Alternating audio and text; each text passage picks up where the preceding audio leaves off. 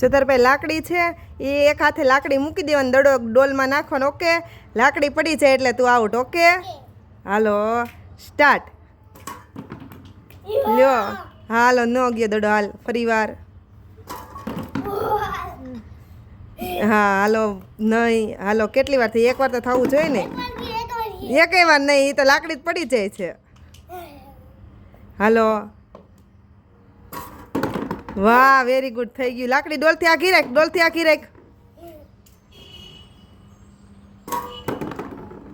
દી તો પકડી રાખી હતી એમનું તે. હા હાલ હવે એક વાર. નથી થતું. હા હાલ.